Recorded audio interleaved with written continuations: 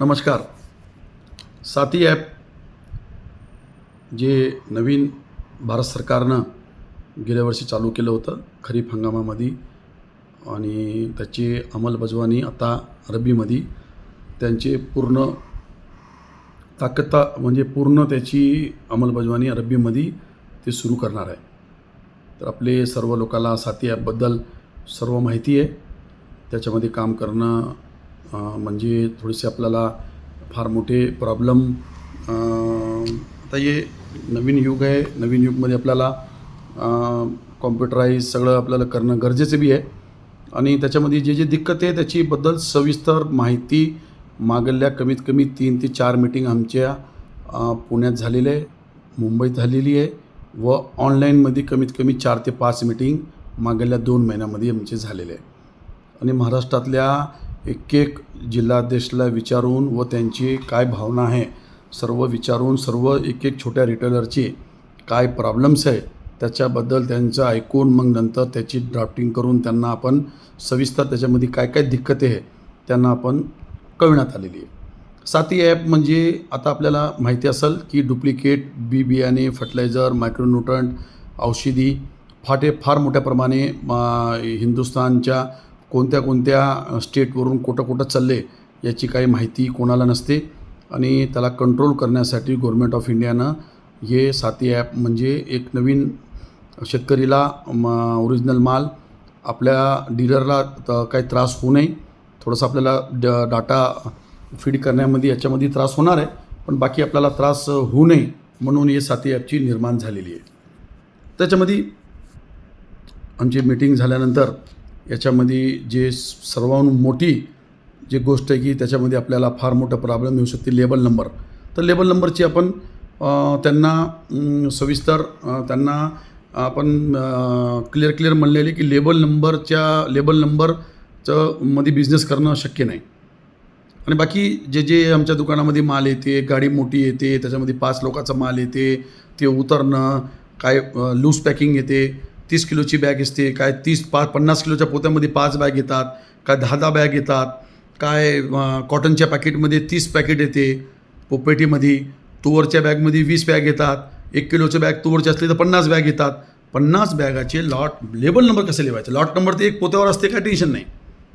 आपलं डुप्लिकेटचं विषय नाही, डुप्लिकेटला साथ द्यायचा विषय नाही. आमचा सक्त विरोध आहे आणि त्याच्यामध्ये बिलकुल सरकारच्या आम्ही काही निर्णयाला बिलकुल त्यांच्यासोबत राहणार आहे, प्रॉब्लेम नाही. पण हे लेबल नंबरचं फार मोठं दिक्कत आहे.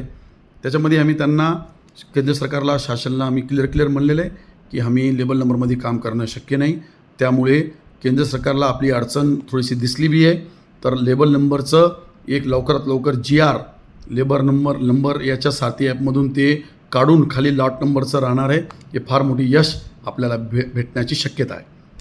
आणि साथी ॲपचं आता हे कसं तुम्हाला फार लोकांना माहीत नाही की कंपनीनं जी बियाणं तयार केलेलं आहे, कुठं तयार केलं, त्या कोणत्या शेतकरीचं कुठून तयार केलं, म्हणजे हे बियाणं तयार केलं त्या शेतकरीजवळून त्याचं नाव तिथं फीड होईल कॉम्प्युटरमध्ये. त्यांचं नाव, किती बॅग तयार झाल्या त्या लॉटच्या, त्याचं जर्मिनेशन किती आहे, त्याचे पूर्ण कॅरेक्टर सगळं जे काय आहे ते पूर्ण त्याचे रिपोर्ट त्यांना त्या पोर्टलमध्ये टाकायचं आहे.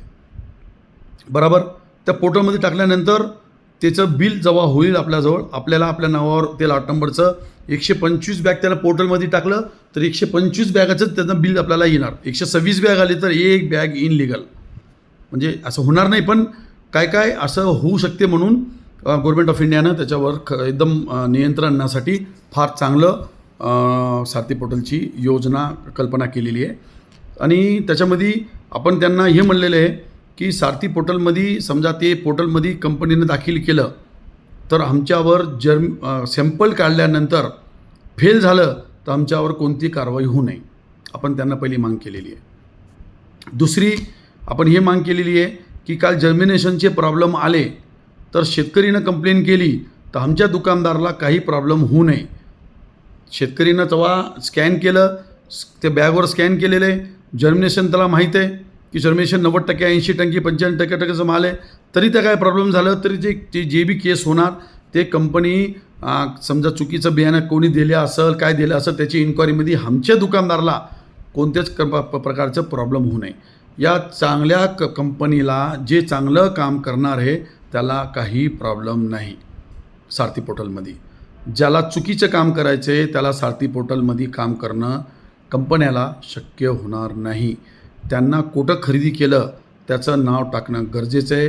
त्यानं क्रॉस व्हेरीफायमध्ये त्याचं नाव चेक केलं आणि त्या शेतकरीनं म्हणलं मी यांना बियाणंच दिलं नाही तर त्या कंपनीचं लायसन्स सस्पेंड कॅन्सल कारवाई काही त्यांच्यावर होऊ शकते 100%. तर आपल्याला आपल्या बिझनेससाठी जे आपल्याला लोक चुकीचं बोलत आहे त्याच्यासाठी हे आपल्याला चांगलं निर्णय होणार आहे. आणि याच्यामध्ये जे जे काय प्रॉब्लेम्स आहे त्याच्यावर आमची सविस्तर चर्चा एक एक मुद्द्यावर माननीय कृषी मंत्री साहेब जाऊ द्या, माननीय सचिवजी रस्तोगीजी जाऊ द्या, की माननीय त्याचे पेडगावकर साहेब आहे, माननीय त्याची प्रीती मॅडम आहे डेप्युटी डायरेक्टर, आमचे डायरेक्टर साहेब अशोकजी आहे, आमचे कमिशनर साहेब आहे आणि कमिशनर ऑफिसचे पूर्ण उच्च अधिकारी व महाराष्ट्रातले आमचे सर्व व्यापारीच्या पासून जे जे काय अडचणी येतात यांच्या अधिकारी जवळ व शासन दरबारी आम्ही सर्व माहिती सर्व गोष्टी त्यांच्यासोबत बोलणं सुरू आहे. तर त्याच्यामध्ये आपल्याला काही घाबरायची गरज नाही. आपण त्याच्यामध्ये काही प्रॉब्लेम आल्यास आपण बिलकुल आपली असोसिएशन जिल्हा असोसिएशन आपल्याजवळ तिथं आपल्या जिल्ह्यामध्ये आहे. आपण काय प्रॉब्लेम असेल त्यांच्यासोयी चर्चा करा आणि बाई काही दिक्कते आली तर बिलकुल मापदा परिवार मापदा विनोद तरार पाटील माननीय अध्यक्ष आमचे व आमचे पूर्व कार्यकारी मंडळ व सर्व जिल्हाध्यक्ष सर्व तालुका अध्यक्ष व ऑल इंडियाचे अध्यक्ष मनमोहन कलंत्री व सर्व आमचे ऑल इंडियाचे पदाधिकारी हे सर्व आपल्यासाठी सेवासाठी 24 तास आपल्या सेवासाठी आम्ही उभे आहे. आणि शासनाला जे काही शासनचे चांगले काम राहणार आहे त्याच्याबद्दल बिलकुल आपण त्यांना सपोर्ट करणारच आहे. 100% त्यांच्या सपोर्टला आपण उभं राहणं गरजेचं आहे. आणि कुठं ना कुठं शेतकरीला ओरिजिनल माल पुरवण्यासाठी ते काय प्रयत्न करतील, त्याच्यामध्ये काय दिक्कती असतील त्याच्यामध्ये पण चेंजेस करून आपण त्याच्यामध्ये त्यांना साथ देणार आहे. आता जसं आपल्याला लेबल नंबरवर यश भेटण्याची फार मोठी शक्यता आहे. केंद्रीय सरकार लवकरात लवकर ते लेबल नंबरचं जे क्लॉज आहे ते डिलीट करणार आहे त्या सारथी ॲपमधून. तर आपले फार अडचणी दूर होणार आहे. याच्याबद्दल आपल्याला माहितीसाठी मी एक छोटासा व्हिडिओ करून वाटलावाला आहे. धन्यवाद.